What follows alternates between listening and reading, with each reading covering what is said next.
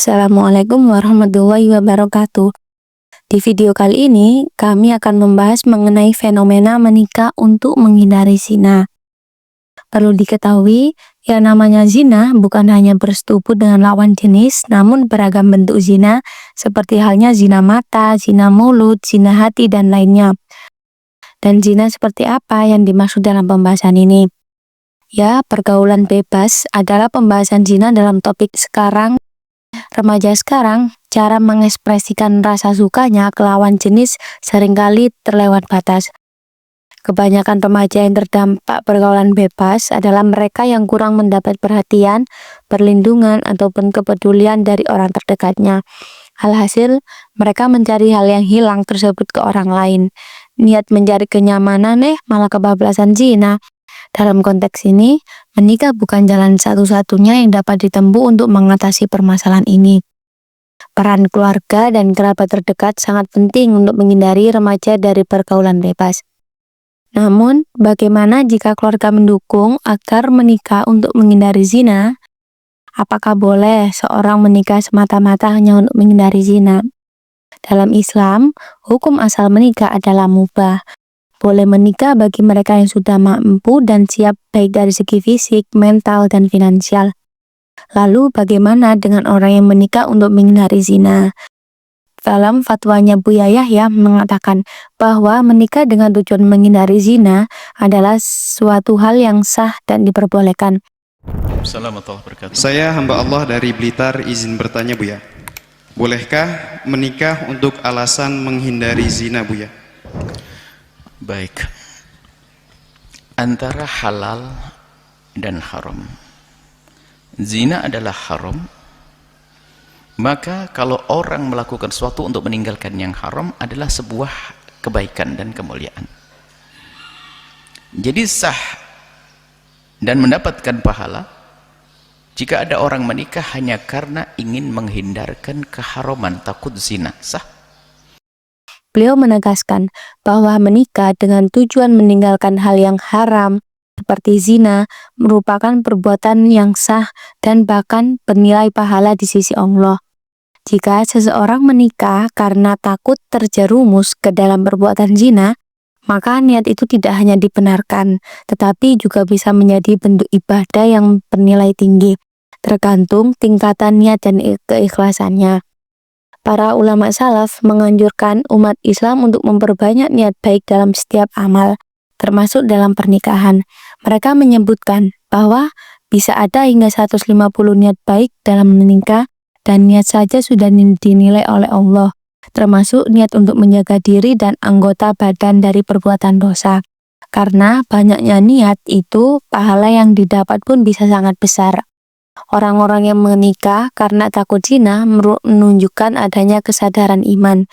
Jika orang tersebut benar-benar memiliki iman, maka di masa depan dia akan mampu memimpin rumah tangganya dengan tanggung jawab dan menjaga kehormatan keluarganya. Dalam teori sosiologi fungsionalisme struktural yang dikenal oleh Emil Durkheim dan Talcott Parsons, pernikahan berperan sebagai institusi sosial yang menjaga nilai-nilai moral seperti stabilitas sosial. Ketika seseorang menikah karena ingin menjauhi zina, hal itu menunjukkan bahwa pernikahan berfungsi sebagai sarana yang sah untuk menyalurkan naluri biologis sekaligus memperkuat nilai-nilai etika dan spiritual yang diterima oleh masyarakat. Zina dianggap sebagai bentuk penyimpangan sosial dan pelanggaran terhadap norma agama, sehingga pernikahan menjadi pilihan yang tepat untuk menjaga kehormatan diri dan tatanan sosial. Menurut Durkheim, agama memiliki peran penting dalam membentuk kesadaran kolektif dalam masyarakat. Ketika seseorang memilih menikah karena tidak ingin terjerumus dalam dosa, sesungguhnya ia sedang menyesuaikan diri dengan nilai-nilai yang dijunjung oleh kelompoknya. Tindakan ini bukan semata bersifat individual, melainkan juga menunjukkan komitmen terhadap keteraturan sosial secara menyeluruh. Demikian, niat menikah demi menghindari zina tidak hanya menjadi bentuk ibadah secara personal, tetapi juga berkontribusi besar dalam menjaga nilai-nilai sosial agama. Namun, akankah permasalahan selesai sampai dengan sahnya perkawinan? Tentu tidak. Ketika pasangan telah melakukan akad nikah, maka setelahnya mereka akan terbebani oleh hak dan kewajiban suami istri. Mengingat tujuan pernikahan adalah sakinah, mawaddah, warahmah, maka menjaga hubungan pernikahan tetap utuh dan harmonis merupakan tantangan tersendiri. Bukannya sudah berhasil menghindari zina dengan menikah, tapi malah melakukan kesalahan yang lain, entah itu menelantarkan keluarganya, tidak menafkahi, KDRT, dan lain-lain. Untuk mengantisipasi hal yang tidak diinginkan tersebut, Nahdlatul Ulama melalui Basul Masailnya menyarankan bahwasanya kedua pasangan yang menikah selain untuk menghindari zina, mereka juga dituntut untuk menjalankan kewajiban dan memenuhi haknya masing-masing. Pihak suami dituntut untuk memenuhi kebutuhan istrinya, baik kebutuhan lahir maupun batin.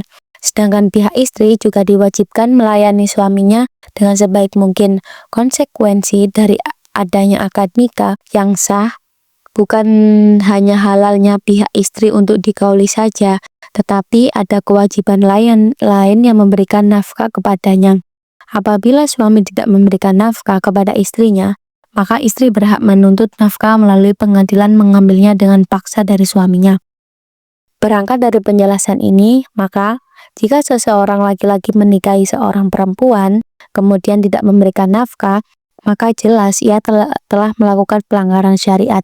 Namun, apabila ada seorang laki-laki sudah mengetahui bahwa dirinya tidak mampu memberikan nafkah kepada calon istrinya, maka tidak halal baginya untuk menikahinya, kecuali ia menjelaskan tentang ketidakmampuannya tersebut kepada calon istrinya, dan si calon istrinya menerima dengan penuh kerelaan dan keadaannya. Hal ini sebagaimana keterangan yang terdapat dalam kitab Al-Jami' lil Ahkam Al-Quran karya Al-Qurtubi. Dan apabila dirasa tidak mampu menjalankan tanggung jawabnya, maka menekankan syahwat dengan memperbanyak puasa dan mendekatkan diri kepada Allah adalah hal yang lebih baik. Dalam pandangan sosiologi, khususnya teori fungsionalisme, pernikahan memiliki fungsi menjaga ketertiban sosial dan mengatur perilaku seksual dan menjamin kesejahteraan anggota keluarga. Fatwa ini menegaskan bahwa pernikahan harus disertai dengan tanggung jawab sosial, moral dari kedua belah pihak, terutama suami sebagai kepala keluarga. Dalam masyarakat, suami dianggap sebagai pihak yang bertanggung jawab secara ekonomi terhadap istri dan anak-anaknya. Jika tanggung jawab ini tidak dijalankan, maka tidak hanya terjadi pelanggaran terhadap ajaran agama, tetapi juga pelanggaran terhadap norma sosial yang merusak stabilitas keluarga. Secara keseluruhan, fatwa ini mencerminkan kesadaran sosiologis tentang pentingnya peran suami sebagai penunjang ekonomi keluarga, keadilan dalam relasi suami istri, serta perlindungan terhadap hak-hak perempuan dalam pernikahan. Fatwa ini juga menjadi bentuk pengingat sosial bahwa pernikahan bukan sekedar pemenuhan hasrat, melainkan juga institusi yang harus dijalankan dengan penuh kesadaran dan tanggung jawab. Dalam perspektif maslahah mursalah, pernikahan semacam ini bisa dianggap membawa kemaslahatan karena mencegah kerusakan atau mafsadah berupa perzinahan yang jelas dilarang dalam agama Islam. Perzinahan merusak tatanan sosial, merusak kehormatan, serta berpotensi menimbulkan dampak buruk seperti hamil di luar nikah. Pernikahan menjadi jalan yang sah untuk menyalurkan naluri biologis dan membangun hubungan yang dilandasi tanggung jawab. Meskipun tujuan awalnya adalah menghindari zina, jika dilakukan dengan niat baik dan kesiapan yang cukup, pernikahan ini dapat menjadi sumber maslahat yang luas dan berkelanjutan. Dari sisi maqasid syariah, pernikahan ini dapat dilihat sebagai upaya menjaga agama atau hifdun ad-din. Dengan menikah, seseorang taat pada perintah Allah untuk menjaga kesucian diri dan menjauhi perbuatan dosa besar seperti zina. Dari sisi menjaga keturunan hifdun nasl, pernikahan adalah salah satunya jalan yang sah untuk melestarikan keturunan juga memastikan nasab yang jelas. Dari sisi menjaga kehormatan hifdzul ird, zina adalah perbuatan yang bisa merusak kehormatan individu maupun keluarga.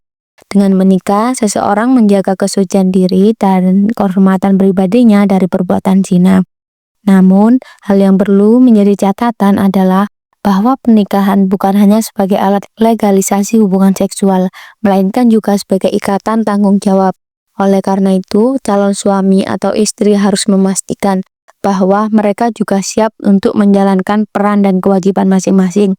Jika hal ini diabaikan, maka pernikahan yang diniatkan untuk menghindari zina justru berpotensi menimbulkan kemudorotan baru seperti kekerasan rumah tangga, perceraian, atau penelantaran. Dengan demikian, pernikahan yang dilakukan untuk menghindari zina hanya untuk menjadi tujuan yang baik jika diiringi dengan kesanggupan untuk bertanggung jawab dalam seluruh aspek kehidupan rumah tangga. Jadi, menikah untuk menghindari zina apakah boleh? Tentu saja boleh, namun harus melihat kemampuan diri sendiri untuk menjalankan tanggung jawab, dan yang perlu diingat adalah bahwa menikah bukan jalan satu-satunya untuk menghindari zina.